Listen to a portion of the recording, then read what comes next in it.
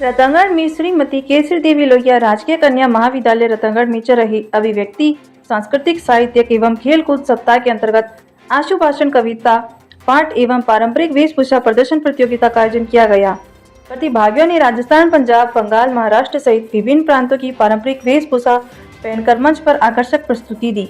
वेशभूषा के साथ प्रतिभागियों ने संबंधित संस्कृति की संक्षिप्त जानकारी प्रदान की। कार्यक्रम संयोजक डॉक्टर रंजिता वेद ने बताया कि इस कार्यक्रम का उद्देश्य विद्यार्थियों में भारतीय सांस्कृतिक विरासत के प्रति जागरूक एवं गौरव की भावना विकसित करना है। कार्यक्रम अध्यक्ष प्राचार्य डॉक्टर श्रुति मिश्रा ने प्रतिभागियों को बधाई देते हुए कहा कि ऐसे आयोजन विद्यार्थियों के सर्वांगीण विकास के साथ साथ सांस्कृतिक चेतना को भी सुदृढ़ करते हैं। आशु भाषण में ज्वाला स्वामी प्रथम, कृष्णा द्वितीय, उर्वशी सैनी तृतीय स्थान पर रही। कविता पाठ में कविता जांगिड प्रथम, ज्वाला स्वामी द्वितीय, कृष्णा तृतीय स्थान पर रही। पारंपरिक वेशभूषा प्रदर्शन में कविता जांगिड प्रथम, साक्षी द्वितीय, मोनिका आलवानी तृतीय स्थान पर रही। सप्ताह के समापन पर आयोजित होने वाले वार्षिकोत्सव में विजयी प्रतिभागियों को पुरस्कार एवं प्रमाण पत्र प्रदान किया जाएगा। इस कार्यक्रम में समस्त संकाय सदस्य एवं छात्राएं उपस्थित रही। मीडिया प्रभारी अरविंद महर्षि की खास रिपोर्ट। सर्वप्रथम मां शारदे के चरणों में नमन और सभी टीचर्स और सभी मेरे जो बहनें हैं उनको मेरा नमस्ते। मेरा टॉपिक है माँ। माँ एक ऐसी स्त्री है जो हमारे जीवन में हमें शुरू से लेकर अंत तक सिखाती है। माँ ही हमारी प्रथम शिक्षक होती है। हम उत्पन्न हुए हैं और शुरू से लेकर जब हमारा जन्म होता है तब माँ हमें छोटे से लेकर हमारी दिन रात मेहनत करती है, हमें संभालती है और हमारे ऊपर अपना पूरा जीवन व्यतीत कर देती है। और उसी औरत का नाम इतना छोटा है माँ। और माँ हमसे बहुत ही आशा लगाती है कि ये मेरी बेटी है, ये इतना करेगी, आगे पढ़ेगी और जो आगे चलकर मेरा नाम करेगी, हमारे जो है परिवार का नाम करेगी। कश्मीरी भाषा में हेलो होता है। सबको मेरा नमस्ते।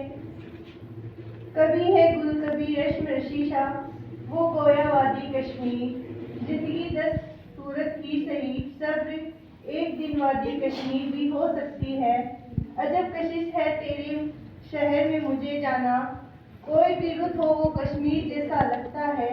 दिल के गुलमर्ग में गिरती है तेरी याद, बर्फ है हम तेरी गिज में कश्मीरी बने बैठे।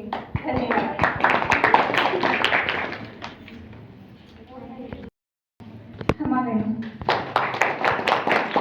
हम अपने घर में देख सकते हैं कि हमारे मम्मी पापा किस प्रकार से एक दूसरे का साथ देते हैं, समस्याओं से लड़ते हैं और एक दूसरे का साथ देते हुए आगे बढ़ते हैं।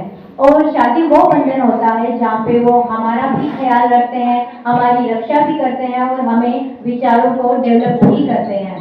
तो शादी के द्वारा ही हम सब पैदा हुए हैं, तो शादी बहुत अच्छा होता है। Thank you so much.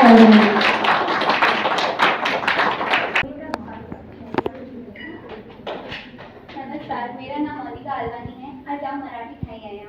आप सभी के मन में आज ये प्रश्न होगा कि मैं मराठी क्यों बनी हूँ।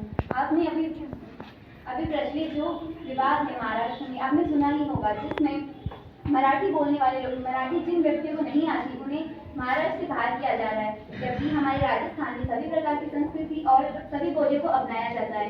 इस कारण मैंने आज मराठी आउटफिट पहना है, जो आप सबके सामने धन्यवाद। कई बार बोल रही है क्यों, क्योंकि उसे पढ़ना लिखना आता है, शिक्षा आती है। शिक्षा केवल एक कहने का शब्द नहीं है, यह पूरी जिंदगी का सार है। शिक्षा वो है जो हमें जीना सिखा सकती है, हमें मन तक पहुंचाने का काम कौन कर सकता है? शिक्षा। शिक्षा कौन है? जो सिर्फ शब्दों में नहीं है, किसी के कहने में नहीं है। शिक्षा वो है जो जीवन को जीवन जीने के तरीका बना सकती है। शिक्षा वो है जो हमें हम तक पहुंचाने का कार्य कर सकती है। शिक्षा सिर्फ एक शिक्षा नहीं है, वो बहुत कुछ है। अगर मानोगे तो जीवन है, नहीं मानोगे कुछ भी नहीं है।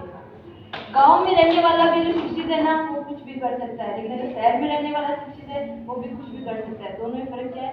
तो दोनों ही शिक्षित है। अगर दोनों में एक ही पढ़ा लिखा नहीं है ना, तो कोई कुछ नहीं करेगा। क्यों? एक पढ़ा है एक अनपढ़ है, और अनपढ़ और पढ़े लिखे में सिर्फ फर्क इतना है कि एक पढ़ा। आज कॉलेज में किस विषय में प्रोग्राम है?